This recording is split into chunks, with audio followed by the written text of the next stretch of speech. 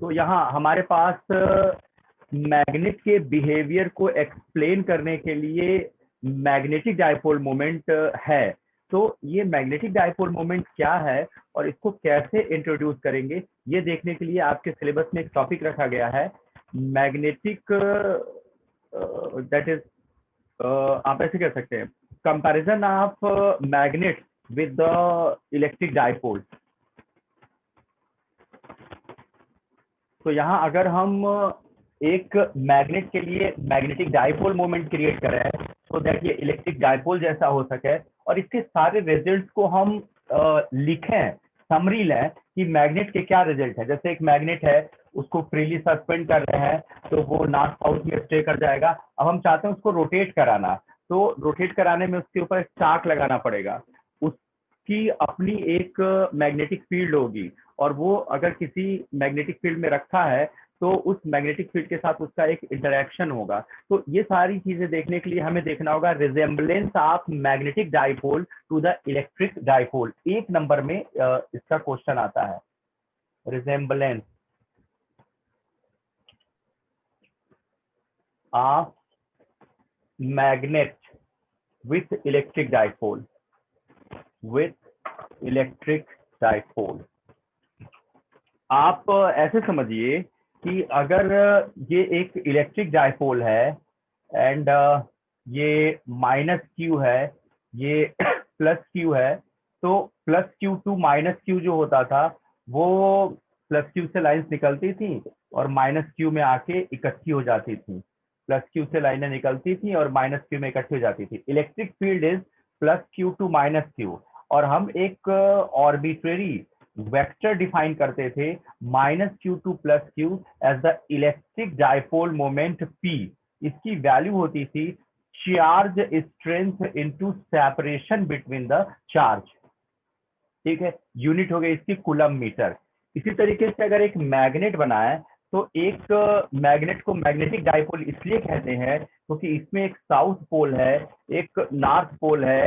N से magnetic lines को हम इस तरीके से शो करेंगे, एस में एंटर कराएंगे और सिर्फ एंटर ही नहीं कराएंगे, within magnet S to N ये सर्कुलेट करती हुई लूप बना लेंगे। यानी कि अगर हम एक magnetic line, complete magnetic line खींचे तो वो इस तरीके से सर्कुलेटिंग लूप्स होती हैं। इनको बोलते हैं continuous but not close. Electric lines की बात कर रहे हैं, इनको बोलते हैं कॉन्टिन्यूअस एंड क्लोज। तो एक डिफरेंस आपको दिख रहा है कि जो इलेक्ट्रिक डायपोल है उस इलेक्ट्रिक डायपोल में लाइंस प्लस क्यू से स्टार्ट होकर माइनस क्यू पे टर्मिनेट हो जाती हैं, जबकि मैग्नेट के लिए मैग्नेटिक लाइंस एन से स्टार्ट होती हैं, एस तक पहुंचती हैं एंड इनसाइड मैग्नेट ये एस टू एन वापस आ जाती हैं। इस तरीके से ये कंटिन्यूअस होने के साथ साथ क्लोज्ड हैं। मैग्नेट के अंदर जो मैग्नेटिक लाइन है वो एस टू एन है, इसको बोलते हैं मैग्नेटिक डायपोल मोमेंट एम।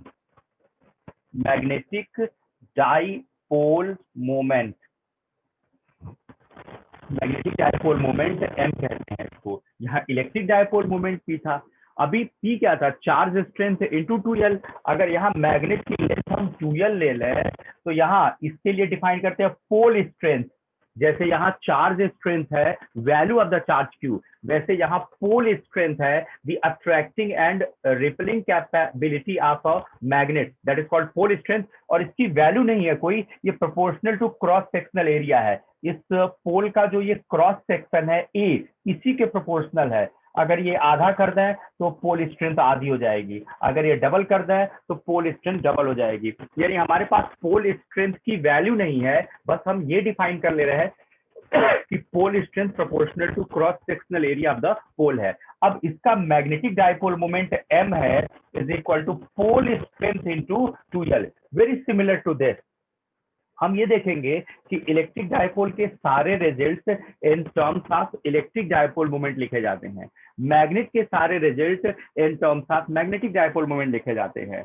हम ये कह रहे हैं कि इलेक्ट्रिक डायपोल के लिए एक इलेक्ट्रिक डायपोल मोमेंट आता था, तो उसी तरह मैग्नेटिक डायपोल के लिए एक मैग्नेटिक डायपोल मोमेंट आएगा। तो उस मैग्नेटिक डायपोल मोमेंट को हम डिफाइन कर रहे हैं स्मॉल m इंटू 2L। इसका मतलब है अगर एक बार मैग्नेट है तो उस बार मैग्नेट का सारा मैग्नेटिक बिहेवियर उसके मैग्नेटिक डायपोल मोमेंट की वजह से है, that is the capital M. और इसकी वैल्यू है pole strength into length of the magnet, where pole strength is directly proportional to the cross sectional area of the pole। पोल का cross section कितना है उसके प्रोपोर्शनल है, कुछ ऐसे है ये। अब खास बात है, अगर मैं मैग्नेट को ऐसे स्लाइस कर दूं, ये देखिए यहां से स्लाइस कर दूं, यानी दो मैग्नेट निकल जाए, आधा एरिया एक के पास, आधा एरिया एक के पास, तो अभी जो दो मैग्नेट निकलेगा इसमें से पर मैग्नेट का जो मैग्नेटिक डायपोल मोमेंट होगा वो आधा हो जाएगा। क्यों आधा? इसलिए हो जाएगा क्योंकि लेंथ तो नहीं चेंज हुई लेकिन एरिया तो आधा हो गया ना। तो एरिया आधा हो गया तो पोल स्ट्रेंथ आधी हो गई, पोल स्ट्रेंथ आधी हो गई तो अकॉर्डिंगली उसका मैग्नेटिक फील्ड या मैग्नेटिक मोमेंट आधा हो गया। यानी पर मैग्नेट का अगर हम m लिखे that is magnetic dipole moment, तो m/2 और m/2 होगा। ठीक है, अगर मैं कहता है कि this is a bar magnet of magnetic moment capital M, अभी हमने ये एक्सप्लेन नहीं किया कि what is the meaning of capital M and how the magnetic behavior of magnet can be explained in terms of capital M। हम अभी ये कह रहे हैं कि जिस तरीके से इलेक्ट्रिक डायपोल के लिए इलेक्ट्रिक डायपोल मोमेंट हुआ करता था, वैसे ही मैग्नेट के लिए एक मैग्नेटिक डायपोल मोमेंट होगा। और हम इसका कमांड अगर बना लें तो मैग्नेट के जितने भी रिजल्ट हैं, कितने रिजल्ट, मैग्नेट का टार्क कितना है, मैग्नेट का फोर्स कितना है, मैग्नेट की एनर्जी कितनी है, एक मैग्नेट कितनी मैग्नेटिक फील्ड एस्टेब्लिश करता है, all these things can be well written in terms of the magnetic dipole moment capital M. देखेंगे कि कैपिटल एम का सिग्निफिकेंस या मतलब क्या है। फिलहाल सिर्फ इतना कि कैपिटल एम के टर्म में मैग्नेट के सारे रिजल्ट लिखे जाने हैं। तो कैपिटल एम को हम डिफाइन कैसे करें, तो हमने हेल्प ली इलेक्ट्रिक डायपोल की। इलेक्ट्रिक डायपोल के इलेक्ट्रिक डायपोल मोमेंट के इक्विवेलेंट हमने एक magnetic dipole moment capital M define किया, जिसमें पोल स्ट्रेंथ नाम का एक फैक्टर लेके आया। और ये पोल स्ट्रेंथ वैल्यू में तो हमारे पास नहीं है, लेकिन proportional to facing area of the pole है। अब इस बेसिस पर एक मैग्नेट की स्लाइसिंग करने, कट फिट करने, ज्वाइन करने पर उसके मैग्नेटिक फील्ड या उसके मैग्नेटिक मोमेंट के बारे में हम प्रेडिक्ट कर पाएंगे। फॉर एग्जांपल, अगर इसकी मैग्नेटिक फील्ड अराउंड बी रही होगी तो एक सेक्शन की, इसका एक टुकड़ा जो लेंगे, इसकी मैग्नेटिक फील्ड b/2 हो जाएगी। यानी जो मैग्नेटिक मोमेंट का होगा वही मैग्नेटिक फील्ड का होगा। यानी हम प्रूव करेंगे एक मैग्नेट की मैग्नेटिक फील्ड उसके मैग्नेटिक डायपोल मोमेंट के प्रोपोर्शनल होती है, और रिजल्ट भी निकाल लेंगे, ये बी प्रोपोर्शनल टू एम। तो इसी एम पर कमांड कर रहे हैं। आगे चल के देखेंगे कि what is the meaning of M, M real में है क्या। अभी तो एम एक पैरामीटर है for magnetic dipole moment, very similar to the electric dipole moment for electric dipole. अगर मैं इस मैग्नेट को यहां से काट देता तो फिर हमारे पास दो मैग्नेट हो जाते। अब इन मैग्नेट का पोल स्ट्रेंथ तो वही है, क्रॉस सेक्शन एरिया तो बदला नहीं, तो क्रॉस सेक्शन एरिया नहीं बदला तो पोल स्ट्रेंथ तो है, लेकिन लेंथ आधी आधी हो गई। अकॉर्डिंगली मैग्नेटिक डायपोल मोमेंट आधा आधा हो गया। अकॉर्डिंगली इनकी मैग्नेटिक फील्ड जो होगी अराउंड वो भी आधी आधी हो गई। तो ये तो आसान है कटकुट। मैग्नेट को बेंड कर देते तो उस केस में उसकी मैग्नेटिक फील्ड क्या होती। फॉर एग्जाम्पल, अगर मैं कहता ये एक मैग्नेट है, इसका मैग्नेटिक डायपोल मोमेंट m है, मैं कहता इसको आप 180 डिग्री पर बेंड कर दीजिए, 180 डिग्री पर बेंड कर देते तो ये आपको ऐसे दिखता। और अब पूछते अब m बताइए कितना है। आप ही सोचो, जब इसको बेंड करेंगे तो जो इफेक्टिव लेंथ 2l लेते थे, अब वो इफेक्टिव लेंथ तो डायमीटर हो जाएगी ना। अब ये ना 2l है, इसको सीधा करेंगे तो यही मिलेगा ना, दिस वाज द 2l। तो accordingly magnetic dipole moment is m, pole strength हम नहीं चेंज कर रहे हैं, पोल स्ट्रेंथ इसका जो भी है क्रॉस सेक्शन अब वो नहीं चेंज कर रहे हैं, अब लेंथ चेंज हो रही है। तो एक मैग्नेट को अगर हम मोड़ के ऐसे हाफ सर्किल बनवा देते तो न्यू मैग्नेटिक मोमेंट का क्या। तो न्यू मैग्नेटिक मोमेंट में पोल स्ट्रेंथ तो चेंज किए नहीं, मतलब इसमें हम ए नहीं चेंज कर रहे हैं, स्मॉल एम नहीं चेंज होगा। लेकिन ये जो इफेक्टिव लेंथ मैग्नेट की है वो नॉर्थ टू साउथ के बीच का गैप है जो कि डायमीटर हो गया। अब आप ही सोचो ना, this is twice L and this is D, क्या रिलेशन आएगा। आधा सर्किल मतलब पाई आर होता है, पाई आर फॉर रेडियस, रेडियस मतलब हाफ ऑफ द डायमीटर। अगर ये डी डायमीटर का है तो अकॉर्डिंगली ये सरकमफ्रेंस, हाफ सरकमफ्रेंस हुआ, half circumference is the pi d/2। और जब ये सीधा था तो ये लेंथ तो ट्वाइस एल थी, अकॉर्डिंगली हो जाएगा ट्वाइस एल। यहां से कैपिटल डी निकल गया, कैपिटल डी इज द 4L/पाई हो जाएगा ना, ये हो जाएगा पाई आर, पाई और आर, आर होता है हाफ ऑफ द डायमीटर। अब हम कह रहे हैं कि ये डायमीटर के अकॉर्डिंगली इसकी लेंथ ये है, और रियल में this was the twice L, जिसको बेंड किया हमने to make a ring, to make a half circle of diameter D. तो इस हिसाब से 2L, तो यहां से हमें D मिल गया, D इक्वल टू 4L/पाई। अभी जो न्यू मैग्नेटिक मोमेंट है ये हो जाएगा नाउ पोल स्ट्रेंथ, तो पोल स्ट्रेंथ तो वही है, हमने कटकुट किया नहीं, into length of the magnet that is D। Now ये हो जाएगा M into D is the 4L/पाई। आपको पता है कि 2/पाई अगर रोक लें, 2/पाई रोक लें, तो M into 2L, M into 2L, ये जो होगा ये पुराना मैग्नेटिक डायपोल मोमेंट हो जाएगा, M ओल्ड। क्लियर है? मतलब वही एक मैग्नेट है, उस मैग्नेट को हमने थोड़ा सा बेंड कर दिया, हाफ सर्किल में बेंड कर दिया, तो इफेक्टिव जो सेपरेशन थी बिटवीन द पोल वो कम हो गई। कम होते ही मैग्नेटिक मोमेंट भी कम हो गया। और आगे हम प्रूव कर देंगे कि अभी इस मैग्नेट की जो मैग्नेटिक फील्ड है बी न्यू, वो proportional to this new magnetic moment है, दैट इज एम डैश। तो एक मैग्नेट को बेंड कर देने पर, एक मैग्नेट को कट कर देने पर उसका नया मैग्नेटिक मोमेंट कैसे कैलकुलेट करते हैं ये हमने बता दिया। एक और प्रैक्टिस कर लीजिए। मान लेते हैं मैं कहता कि ये एक बार मैग्नेट है, ठीक है, इसकी लेंथ L है, इसका पोल स्ट्रेंथ M है, तो अकॉर्डिंगली इसका मैग्नेटिक मोमेंट जो होगा वो पोल स्ट्रेंथ इंटू लेंथ हो जाएगा। अब मैं कहता कि इसकी स्प्लाइसिंग शुरू कीजिए, एक सेक्शन काट के निकालिए, 2 सेक्शन काट के निकालिए, 3 सेक्शन काट के निकालिए और 4 सेक्शन, यानी हमने 4 स्लाइस काट दी और इसको यहां से भी काट काट के छोटा कर दिया, 1 2 3 और 4। अब क्या कोई बता पाएगा कि एक सेक्शन जो पकड़ेंगे ये सिर्फ इतना अगर पकड़े ये टुकड़ा, तो इस टुकड़े की मैग्नेटिक फील्ड कितनी या मैग्नेटिक मोमेंट कितना? इस पूरे का वाज द कैपिटल M, तो इस शेडेड टुकड़े का कितना? सोचिए एरिया कितना हो जाएगा, 1 2 3 4, एरिया एक सेक्शन का एरिया हो जाएगा A/4, तो इसका मतलब है चूजन सेक्शन का पोल स्ट्रेंथ हो जाएगा M/4, और length, total length was the L, तो 1 2 3 4, एक सेक्शन का लेंथ हो जाएगा L/4। यानी आपको पता चल गया इस छोटे से सेक्शन का पोल स्ट्रेंथ लेना है M/4 और लेंथ लेना है L/4, तो न्यू मैग्नेटिक मोमेंट हो जाएगा pole strength that is M/4 into length. This length was L, so this length is L/4, so this is L/4. Now M into L was the old magnetic moment and by 4 यानी कि एक जो टुकड़ा, ये वाला टुकड़ा उठाएंगे, इस टुकड़े की जो मैग्नेटिक फील्ड या मैग्नेटिक मोमेंट आएगा वो बाई 16 हो जाएगा with respect to the previous. तो एक बेनिफिट हो गया ना कि कम से कम हम अगर कैपिटल M को एक्सेप्ट कर लें तो कम से कम मैग्नेट के बेंड होने, टिल्ट होने,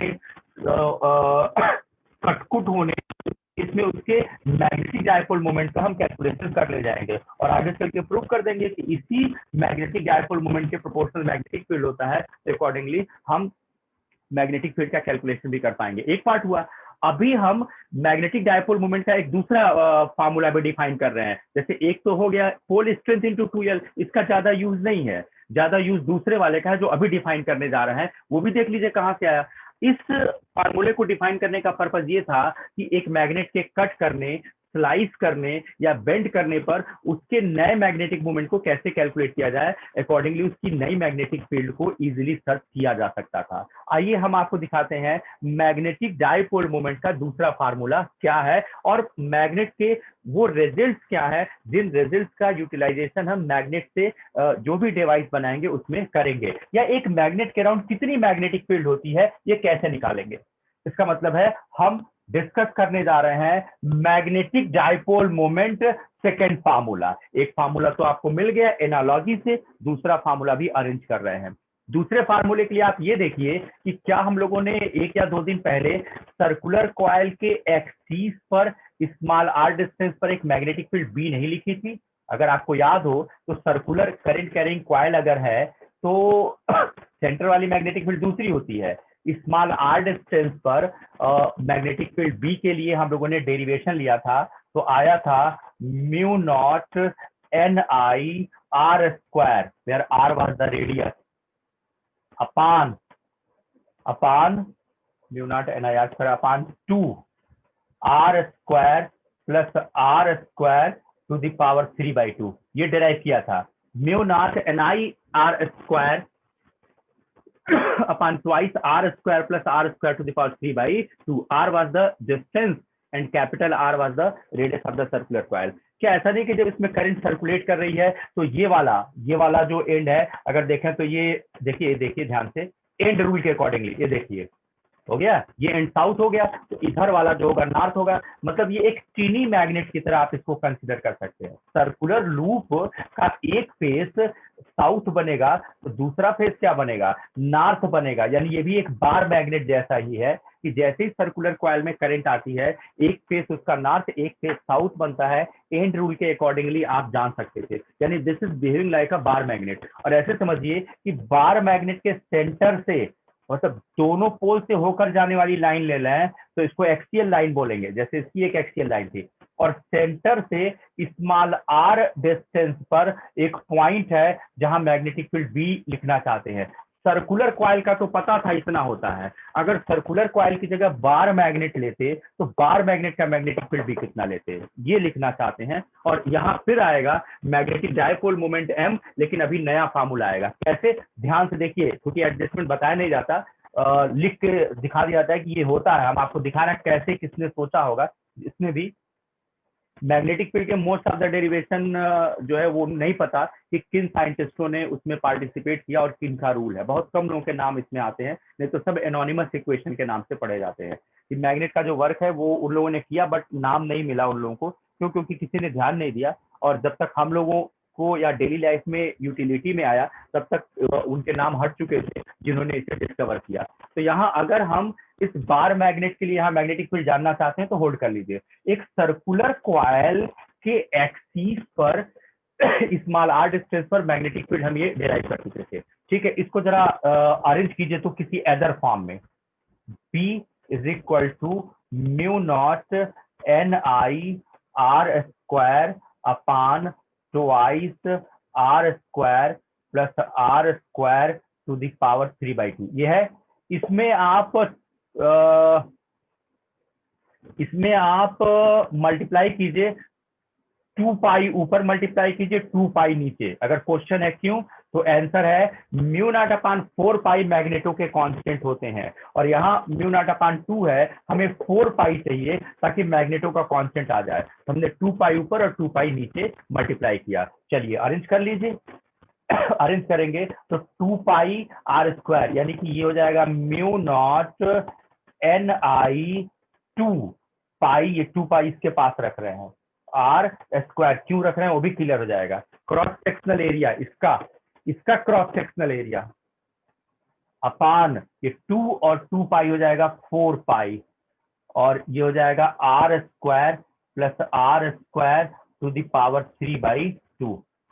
नाउ ये हो जाएगा cross sectional area A, cross sectional area of the coil, या आगे चल के cross sectional area of the bar magnet. और आपको पता है cross sectional area of the bar magnet is giving the pole strength m, small m आ जाएगा। तो ये हो जाएगा mu naught upon 4 pi, hold कर लीजिए, मैग्नेटो का कांस्टेंट है, ये हो जाएगा ni 2NIA, where A is the cross sectional area, upon ये हो जाएगा r square plus r square to the power 3/2। आगे चल के देखेंगे हम लोग ये जो सर्कुलर करंट लूप है वो बार मैग्नेट में ऑर्बिटिंग इलेक्ट्रॉन लूप होगा। भाई ये तो हमने करंट कैरिंग लूप लिया हुआ है, लेकिन बार मैग्नेट के अंदर क्या होगा? बार मैग्नेट के अंदर डिफरेंट तो बहुत सारे एटम्स होंगे, हर एटम के डिफरेंट ऑर्बिट्स होंगे, हर ऑर्बिट में इलेक्ट्रॉन का डिस्ट्रीब्यूशन होगा, और वो इलेक्ट्रॉन ऑर्बिटिंग और स्पिनिंग में इन्वॉल्व होगा। यानी रियल में ये सर्कुलर कॉइल ना लेके अगर ऑर्बिटिंग इलेक्ट्रॉन कंसीडर करते तो ऑर्बिटिंग इलेक्ट्रॉन का ये जो रेडियस आता वो तो नेग्लिजिबल आता ना, यानी ये कैपिटल आर जो आता in comparison to this R वो तो नेग्लिजिबल होता। डाइपोल की बात कर लीजिए, जब डाइपोल की आप बात करते थे तो डाइपोल में एक डाइपोल की लेंथ आती थी 2l, और जब उसके सेंटर से ज्वाइनिंग लाइन पर या परपेंडिकुलर लाइन पर कोई पॉइंट कंसीडर करते थे तो उस पॉइंट के लिए स्मॉल आर डिफाइन करते थे, और जब डेरिवेशन पूरा होता था तो क्या आर में अगर एल ऐड या सब्ट्रैक्ट तो छोड़ नहीं देते थे, ये कह के कि dipole length is very very small, तो this small R is very very big in comparison to this capital R, क्योंकि ये कैपिटल आर रियल में मिलीमीटर सेंटीमीटर माइक्रोन एंगस्ट्रॉम में चलेगा, क्योंकि आगे चल के ये सर्कुलर कॉइल कन्वर्ट हो जाएगा ऑर्बिटिंग इलेक्ट्रॉन लूप में, तो ऑर्बिटिंग इलेक्ट्रॉन लूप की रेडियस एंगस्ट्रॉम में होगी, और उस एटम से हमारे पास तक इलेक्ट्रिक और मैग्नेटिक फील्ड निकल कर आ रही है, ये मीटर सेंटीमीटर किलोमीटर में होगी। इसका मतलब है कैपिटल आर कहीं ऐड या सब्ट्रैक्ट है तो उसको छोड़ सकते हैं, तो neglecting the capital R very similar to electric dipole. जैसे इलेक्ट्रिक डायपोल में डायपोल लेंथ छोड़ते थे, वैसे यहाँ radius of the circular coil छोड़ रहा है, ये कह के कि आगे चल के ये ऑर्बिटिंग इलेक्ट्रॉन लूप की तरह कंसीडर किया जाएगा, और ऑर्बिटिंग इलेक्ट्रॉन लूप की रेडियस जो है वो एंगस्ट्रॉम में होती है, नेग्लिजिबल है। तो कैसा दिखेगा, ये हो जाएगा म्यू नॉट अपॉन 4 पाई ट्वाइस NIA, ये हो जाएगा R क्यूब।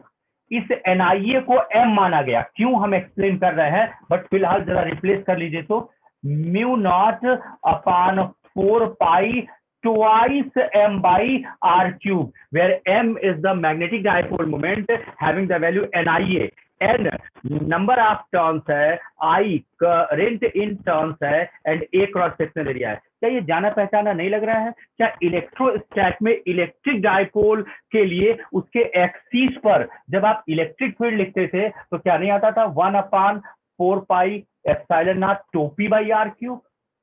तो इलेक्ट्रोस्टैट का constant 1/4 pi epsilon not, magneto का कांस्टेंट म्यू नॉट अपॉन 4 पाई। इलेक्ट्रो में इलेक्ट्रिक डायपोल में इलेक्ट्रिक डायपोल मोमेंट होता था, यहाँ मैग्नेटिक डायपोल मोमेंट हो गया आर क्यूब, यानी कि this is an expression for magnetic field at the axial point of a bar magnet, and it is very equivalent to electric field at an axial point due to an electric dipole। मतलब जिस तरीके से electric dipole के axis पर आप electric field लिखते थे, उसी तरह बार मैग्नेट के एक्सिस पर आपको मैग्नेटिक फील्ड का एक्सप्रेशन मिल गया।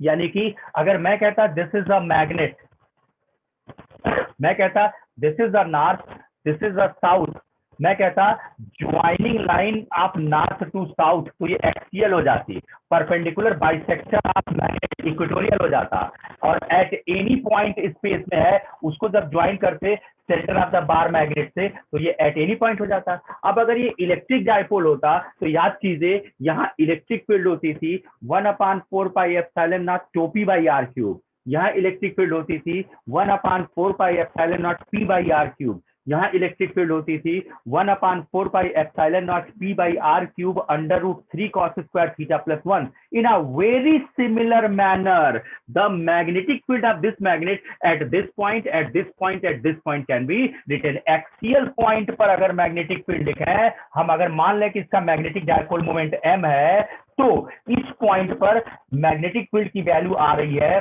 म्यू नॉट अपॉन 4 पाई, जो 1/4 पाई एप्सिलॉन नॉट होता था वो म्यू नॉट अपॉन 4 पाई हो गया, वहां टोपी होता था यहाँ टोएम हो गया by R cube. Axial magnetic field, equatorial ये 2 नहीं रहेगा, इक्वेटोरियल मैग्नेटिक फील्ड हो जाएगी mu naught upon 4 pi m by R cube. At any वाला मैग्नेटिक फील्ड, एट एनी वाला मैग्नेटिक फील्ड हो जाएगा mu naught upon 4 pi m by R cube under root 3 cos square theta plus 1। यानी अगर हम m का existence accept कर लें तो हम बार मैग्नेट की मैग्नेटिक फील्ड लिखना सीख गए विदाउट एनी एडिशनल डेरिवेशन। हमने एक सर्कुलर कॉइल लिया, आगे चल के ये ऑर्बिटिंग इलेक्ट्रॉन लूप में कन्वर्ट हो जाएगा इन अ बार मैग्नेट, अगर ये ऑर्बिटिंग इलेक्ट्रॉन लूप है या एक करंट कैरिंग है तो इसकी मैग्नेटिक फील्ड आप जानते थे, डिराइव कर लिए थे। अब ऐसे ऐसे बहुत से लूप्स बनेंगे मैग्नेट के अंदर according to the orbiting electron. उन सारे लूप की composite magnetic field axial point पर ये होगी। इसी को अरेंज कर रहे हैं तो very similar to electric dipole, हमें मैग्नेट का मैग्नेटिक डायपोल वर्जन मिल रहा है और उस मैग्नेटिक डायपोल की मैग्नेटिक फील्ड की वैल्यू आ रही है। सिर्फ यही नहीं, जब एक डायपोल को आप एट एनी इलेक्ट्रिक फील्ड में रखते थे ऐसे एट अ थीटा पर, तो आपको पता था इसके ऊपर एक चार्ट लगता है चार्ट कितना, पीई साइन थीटा। एक मैग्नेट को जब मैग्नेटिक फील्ड में सस्पेंड करते हैं तो उसके ऊपर भी चार्ट लगता है, और चार्ट लगने की वजह से वो मैग्नेट घूम के उस मैग्नेटिक फील्ड लाइन पर अलाइन हो जाता है। जैसे इलेक्ट्रिक डायपोल इलेक्ट्रिक फील्ड में इलेक्ट्रिक फील्ड लाइन से अलाइन हो जाता था, वैसे मैग्नेट मैग्नेटिक फील्ड में मैग्नेटिक फील्ड लाइन के से अलाइन हो जाएगा। तो इसका मतलब है कि a magnet suspended in a magnetic field experiences a torque. अभी क्वेश्चन है कितना, तो वो आप देख सकते हैं कि डाइपोल के लिए आता था कि अगर डाइपोल एट अ थीटा पर है तो टार्क आता था पीई साइन थीटा। तो मैग्नेट के लिए क्या आएगा भाई, पी की जगह एम आएगा, ई की जगह बी आएगा, एम बी साइन थीटा। चलिए देखते हैं क्या आता है। That is tau is equal to M B sine theta. यानी कि एक मैग्नेट एक्सटर्नल मैग्नेटिक फील्ड में जो टार्क गेन करता है that torque is M B sine theta. चलिए डिराइव करके देखते हैं। ये तो हमने रिजेम्बलेंस से लिखा कि इलेक्ट्रिक डायपोल का रिजल्ट है, ये मैग्नेटिक डायपोल का रिजल्ट होना चाहिए। याद कीजिए, जब एक सर्कुलर करंट कैरिंग कॉइल जो कि एक बार मैग्नेट की तरह बिहेव कर रहा है, इस करंट की वजह से इसका एक नॉर्थ बनेगा एक साउथ बनेगा। इसको जब आप एक्सटर्नल मैग्नेटिक फील्ड में सस्पेंड करते थे तो याद आ रहा है इसके ऊपर दो फोर्स आता था जो मिलके एक कपल क्रिएट करता था। अरे आपने टॉपिक पढ़ा होगा डिफ्लेक्टिंग। हाँ, मूविंग कॉइल गैल्वेनोमीटर, गुड, सीधे सीधे बवाल खत्म हुआ। मूविंग कॉइल गैल्वेनोमीटर का पूरा प्रिंसिपल वह इसी पर था कि जब करंट कैरिंग कॉइल को मैग्नेटिक फील्ड में सस्पेंड करते हैं तो एक टार्क गेन करता है। तो इसका मतलब है जब एक बार मैग्नेट को सस्पेंड करेंगे तो वो भी एक टार्क गेन करेगा। तो सर्कुलर कॉइल का तो टार्क पता है कितना, याद कीजिए, बीना साइन थीटा। याद आया, बीना साइन थीटा। अरे बीना मौसी है, और अगर बीना मौसी है तो बीना को आप भूल नहीं सकते, ठीक है। तो torque is the BNA sine theta. अभी यहां अगर torque is the BNA sine theta तो जरा ध्यान से देखिए, तो NIA national investigation agency, NIA, अभी हम लोगों ने एनआईए को मैग्नेटिक डायपोल मोमेंट एम से रिप्लेस किया है। यानी एक था pole strength into 2L, that was the magnetic dipole moment M, और अभी दूसरा फार्मूला आ रहा है एनआईए, एनआईए। एक्चुअली में ये फिजिकल है, फिजिकल का मतलब एक बार मैग्नेट के लिए डिफाइन हुआ, और ये माइक्रोस्कोपिक है। माइक्रोस्कोपिक का क्या मतलब, हम यही कह रहे हैं ना कि किसी मैग्नेट का मैग्नेटिक बिहेवियर उसके ऑर्बिटिंग और स्पिनिंग इलेक्ट्रॉन की वजह से होता है। Orbiting and spinning electron generates a magnetic moment M having the value NIA. N electrons are orbiting, giving the current I and making a cross sectional, या जिस orbit में वो ऑर्बिट कर रहे हैं उसका क्रॉस सेक्शन आएगा ए। क्लियर है। तो ये मैक्रोस्कोपिक है और ये माइक्रोस्कोपिक है। ये ऑर्बिटिंग इलेक्ट्रॉन के टर्म में मैग्नेटिक डायपोल मोमेंट है, और ये अगर मैग्नेट दिख रहा है तो उसकी पोल स्ट्रेंथ और उसके लेंथ के टर्म में मैग्नेटिक डायपोल मोमेंट है। अच्छी बात है। अब अगर ये बीना साइन थीटा है तो एनआईए को आप एम लिख सकते हैं, एम, और ये हो गया बी साइन थीटा। एक लाइन में नहीं आ गया, हमने रिजेम्बलेंस से लिखा था एम बी साइन थीटा। तो अगर एम का एग्जिस्टेंस आप कर रहे हैं कि किसी भी मैग्नेट के मैग्नेटिक बिहेवियर का काज उसका मैग्नेटिक डायपोल मोमेंट है, तो इस मैग्नेटिक डायपोल मोमेंट को आप कैलकुलेट करेंगे आइदर बाय दिस और बाय दिस। अब ये कैलकुलेट हो गया तो किसी बार मैग्नेट के एक्सियल, इक्वेटोरियल और एट एनी पॉइंट के लिए मैग्नेटिक फील्ड को आप ढूंढ पाएंगे थ्रू दिस फार्मूला। अगर इस मैग्नेट को सस्पेंड कर दिया तो एक्सटर्नल मैग्नेटिक फील्ड में एट एनी एंगल थीटा पे, तो टार्क एक्सपीरियंस करेगा एम बी साइन थीटा। और क्या, इस बार मैग्नेट की potential energy electric dipole at theta पर होता था तो उसकी पोटेंशियल एनर्जी कितनी होती, minus PE cos theta. Accordingly अगर बार मैग्नेट है तो उसकी पोटेंशियल एनर्जी कितनी हो जाएगी, minus M B cos theta. एक इलेक्ट्रिक डाइपोल को रोटेट कराने का वर्क डन कितना होता था? अगर आप डाइपोल को θ1 से θ2 तक रोटेट कराते थे तो वर्क डन होता था PE cos θ1 माइनस cos θ2। अगर हम एक मैग्नेट को रोटेट करा रहे हैं इन अ मैग्नेटिक फील्ड तो work done by us will be the PE की जगह MB हो जाएगा। अरे इलेक्ट्रिक डाइपोल की जगह मैग्नेटिक डाइपोल हो जाएगा, इलेक्ट्रिक फील्ड की जगह मैग्नेटिक फील्ड हो जाएगी, और ये तो वही रहेगा। तो इस तरीके से हम मैग्नेट का कोई भी डेरिवेशन डेराइव नहीं करते, हम मैग्नेट का कंपैरिजन सीख लेते हैं विद द इलेक्ट्रिक डाइपोल। और जिस तरह से इलेक्ट्रिक डाइपोल के लिए इलेक्ट्रिक डाइपोल मूवमेंट होता था, बिल्कुल वैसे ही मैग्नेट के लिए मैग्नेटिक डाइपोल मूवमेंट को एग्जिस्ट कराते हैं। अब इस मैग्नेटिक डाइपोल मूवमेंट के टर्म में किसी भी बार मैग्नेट के सारे रिजल्ट को लिख सकते हैं। अच्छी बात है, आपको मैग्नेट के सारे रिजल्ट आसानी से मिल गए। अब इससे पहले कि आगे बढ़े, आप यहाँ एटॉमिक मॉडल ऑफ मैग्नेटाइजेशन देख लीजिए। एटॉमिक मॉडल ऑफ मैग्नेटाइजेशन कहता है कि किसी भी मटेरियल का मैग्नेटिक बिहेवियर उसके ऑर्बिटिंग इलेक्ट्रॉन की वजह से होता है। तो चलिए, ऑर्बिटिंग इलेक्ट्रॉन का मैग्नेटिक मोमेंट कैसे निकलेगा, या इलेक्ट्रॉन दो मोशन में इन्वॉल्व है, ऑर्बिटिंग एंड स्पिनिंग। तो when electron orbit ably spins, a magnetic moment is generated, और इस मैग्नेटिक मोमेंट की वजह से मैग्नेटिक फील्ड इज जनरेटेड। तो एक इलेक्ट्रॉन तो है नहीं, बंच ऑफ इलेक्ट्रॉन है, इन अ डिफरेंट ऑर्बिट है, डिफरेंट वेलोसिटी से ऑर्बिट कर रहे हैं एंड स्पिन कर रहे हैं। यानी एक मटेरियल के अंदर जाएं तो जितने भी इलेक्ट्रॉन मिलेंगे इनर ऑर्बिट से लेके आउटर ऑर्बिट तक, सभी का एक मैग्नेटिक मोमेंट आएगा। और मैग्नेटिक मोमेंट एक वेक्टर क्वांटिटी है। अगर हम सारे इलेक्ट्रॉनों का मैग्नेटिक मोमेंट डायरेक्शन सहित निकाला है तो वो NIA से निकलेगा। अब जब सारे इलेक्ट्रॉनों का नेट मैग्नेटिक मोमेंट उस एटम के लिए या उस मटेरियल के लिए इकट्ठा करने जाएंगे तो ये सरवाइव कर भी सकता है, ये सरवाइव नहीं भी कर सकता। जैसे एक का मैग्नेटिक मोमेंट अप आ रहा है एक इलेक्ट्रॉन का, एक का डाउन, जैसे पेयर्ड इलेक्ट्रॉन है, तो पेयर्ड इलेक्ट्रॉन है तो स्पिन अप स्पिन डाउन, तो मैग्नेटिक मोमेंट कैंसिल हो जाएंगे।